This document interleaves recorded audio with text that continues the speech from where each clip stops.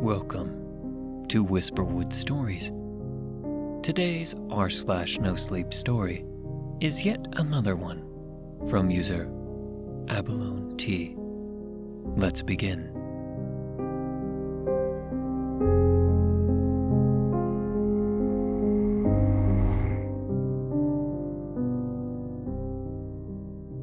I caught something on my trail cam. It's trying to pretend it's a cat. I set up trail cams after something got into my chicken coop. It wasn't a fox or a coyote. They leave messes. Bloody ones. Let me tell you, I've cleaned up more than a few of those over the years. This one? It was precise. The wire was clipped. The latch was open. And 4 of my best layers were gone without a trace. I live out here alone, so I had no one to back me up when I told this story. But I know what I saw. Or rather, what I didn't see.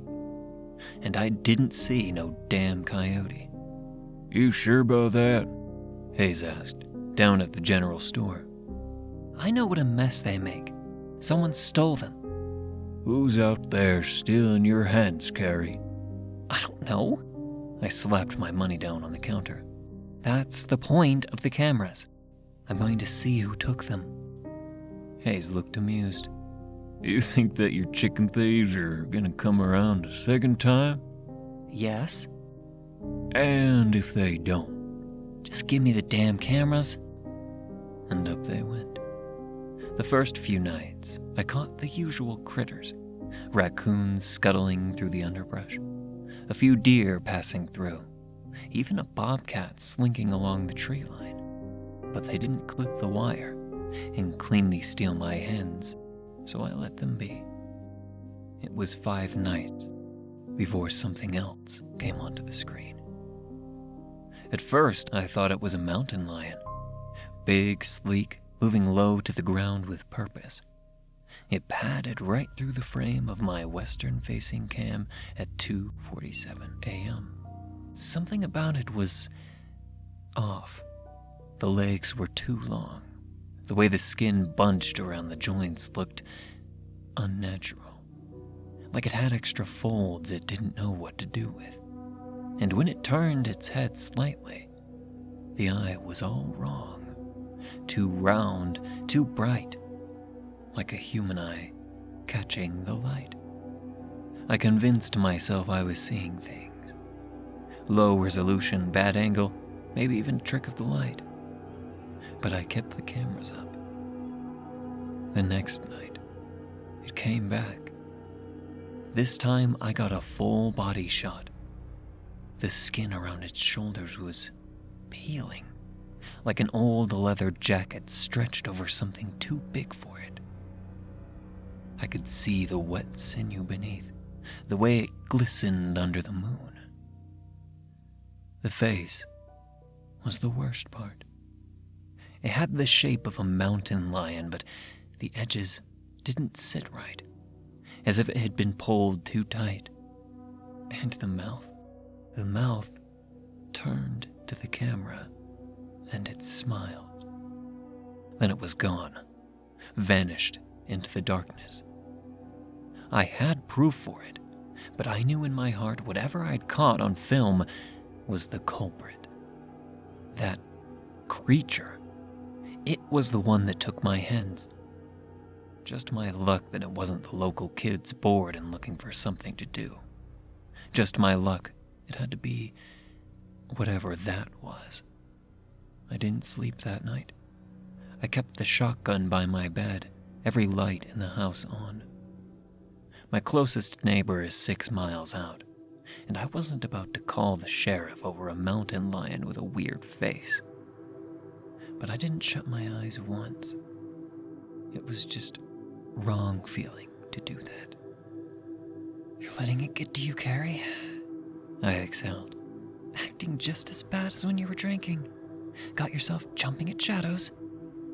Nope. There was no chance I was tricking myself into relaxing. My eyes were still open when the dawn came. The night after that, The camera by my coop caught it standing on two legs.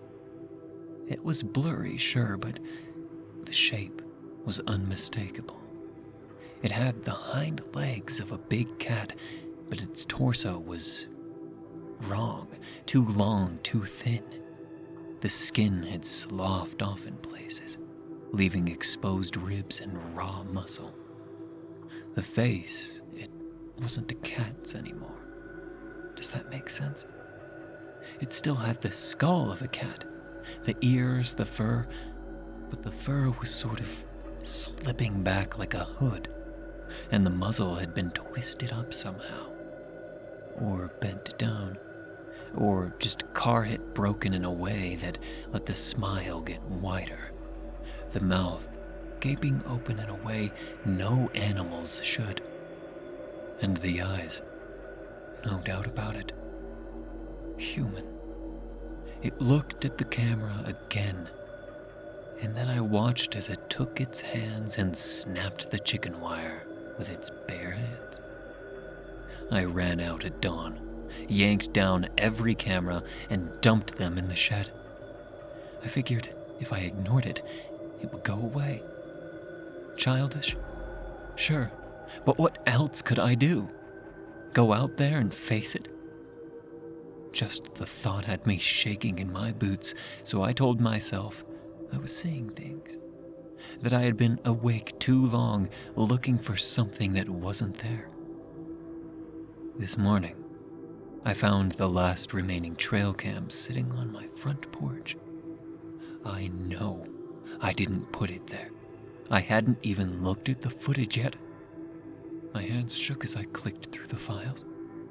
The final image was taken at 3:12 a.m. The creature was no longer walking through the woods. It was standing right in front of the camera. Too close.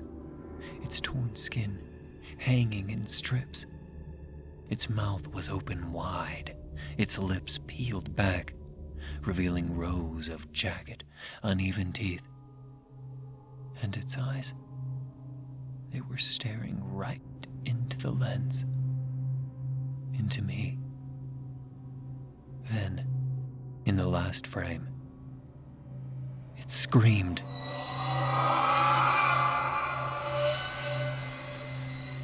I don't remember throwing the camera. I don't remember running back inside. But I remember the sound.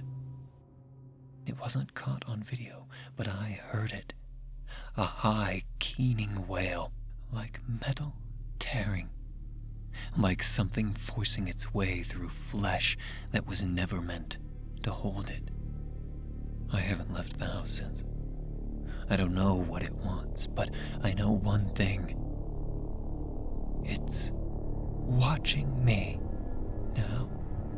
Hands that can snap wire can easily figure out how to open a flimsy wooden door.